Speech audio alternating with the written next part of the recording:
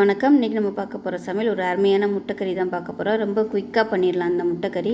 இது பார்த்திங்கன்னா காலைல என் பொண்ணு காலேஜுக்கு 5:30க்கெலாம் சாப்பாடு வைக்க சொன்னேன் அதுக்காக டக்குன்னு என்ன செய்யலாம் அப்படின்னு யோசிப்போ இந்த முட்டைக்கறி பண்ணிட்டு தோசை ஊற்றி கொடுத்தா நல்லாயிருக்குமேன்ட்டு ப்ரிப்பேர் பண்ணேன். ஸோ அந்த வீடியோவை தான் உங்களுக்கு ஷேர் பண்ணியிருக்கேன். ஸோ ரொம்பவும் டேஸ்ட்டாக இருக்கும். இட்லி, தோசை, சப்பாத்தி, சாதம் எல்லாத்துக்குமே இந்த முட்டைக்கறி நல்லாயிருக்கும். ஸோ வாங்க இது எப்படி செய்யலாங்கிறத பார்க்கலாம். பேன் எடுத்துக்கலாம். பேன் வந்து ஹீட் பண்ணிக்கலாம். தேவையான அளவுக்கு எண்ணெய் விட்டுக்கலாம். எண்ணெய் சூடானதும் 1 டீஸ்பூன் சோம்பு, 1 பிரியாணி இலை, ஒரு சின்ன துண்டு பட்டை இது எல்லாத்தையும் சேர்த்துக்கலாம். 2 கிராம்பு சேர்த்துருக்கேன். அதோட கொஞ்சமாக கல்பாசி இது எல்லாத்தையும் சேர்த்துக்கலாம். கருவேப்பிலை சேர்த்துக்கலாம். இப்போ இதில் பொடியாக நறுக்கின பெரிய வெங்காயம் அளவு 2 கைப்பிடி அளவுக்கு சேர்த்துக்கலாம். வெங்காயம் கூட இருந்தால் தான் நல்லாயிருக்கும்.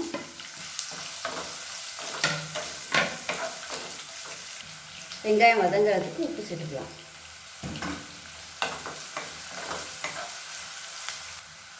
வெங்காயம் நல்லா சிவந்து வதங்கிடுச்சு. இந்த ஸ்டேஜில் நல்லா 1 டேபிள் ஸ்பூன் அளவுக்கு இஞ்சி பூண்டு பேஸ்ட்டு சேர்த்துக்கலாம்.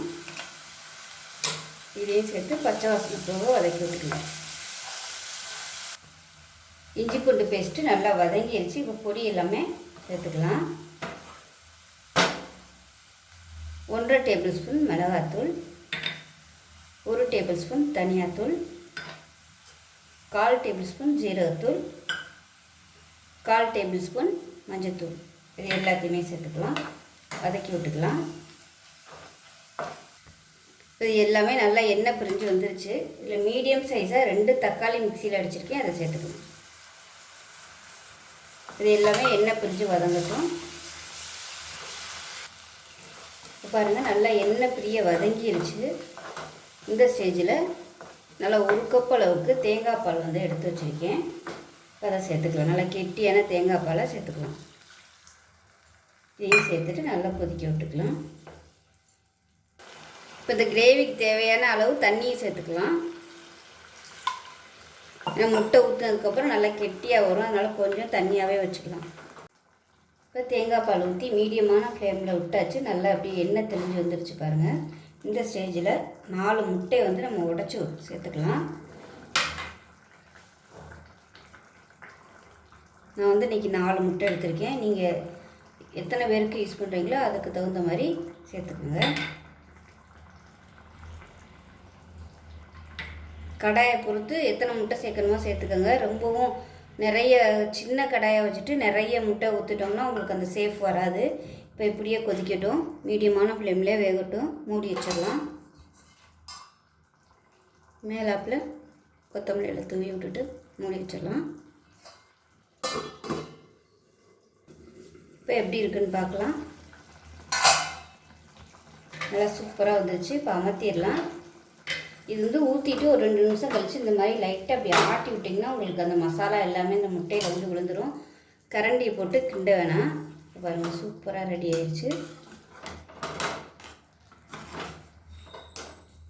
அருமையாக அப்படியே வந்துருச்சு பாருங்கள். இப்போ கிண்டுனோம்னா இது வந்து அப்படியே உடஞ்சி போகும். இது நேரம் ஆக ஆக இந்த கிரேவி எல்லாத்தையுமே முட்டை வந்து நல்லா உறிஞ்சிக்கிறோம். நல்லாயிருக்கும் சாப்பிட்றதுக்கு. இட்லி, தோசை, சப்பாத்தி எல்லாத்துக்குமே அருமையாக இருக்கும். நான் வந்து இன்றைக்கி தோசை தான் ஊற்ற போகிறேன். இந்த வீடியோ வந்து நான் எடுக்கையில் டைமிங் பார்த்திங்கன்னா மண்டே 5:30க்கு தான் தோசை ஊற்றிக்கிட்டு இருக்கேன். ஏன்னா பொண்ணு வந்து காலைல வெள்ளனை திருச்சிக்கு ஹாஸ்டலுக்கு போகணும் அப்படிங்கிறதுனால நான் வந்து 3:30க்கெலாம் எழுந்திரிச்சிட்டேன். 3:30க்கு எழுந்திரிச்சிட்டு ஒரு 1 ஹவரில் வந்து எல்லாமே ரெடி பண்ணி வச்சுட்டேன். ரெடி பண்ணிவிட்டு 4:30க்கு வீடியோ எடுக்கிறதுக்கு ஸ்டார்ட் பண்ணேன். ஒரு அரை மணி நேரத்தில் வீடியோ எடுத்து முடிச்சிட்டேன்.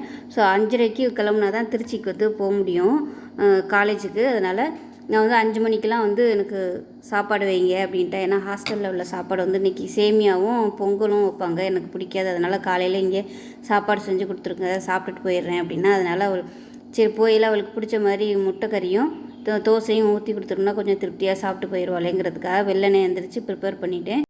இட்லி, தோசை, சப்பாத்தி எல்லாத்துக்குமே இந்த முட்டைக்கறி வந்து ரொம்பவும் டேஸ்ட்டாக இருக்கும்.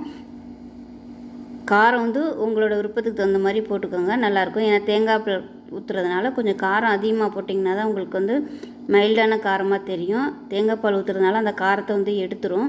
ஸோ அவ்வளோதான். இது மாதிரி இந்த முட்டை கறி செஞ்சு பாருங்கள். காலையிலே வந்து திருப்தியாக சாப்பிட்டு போயிட்டா. அவ்வளோதான். இந்த வீடியோ இதோட முடியுது. வீடியோ பிடிச்சிச்சின்னா லைக் பண்ணுங்கள், கமெண்ட் பண்ணுங்கள், சேனலை சப்ஸ்கிரைப் பண்ணுங்கள், பக்கத்தில் உள்ள பெல் பட்டனையும் ப்ரெஸ் பண்ணுங்கள். நன்றி.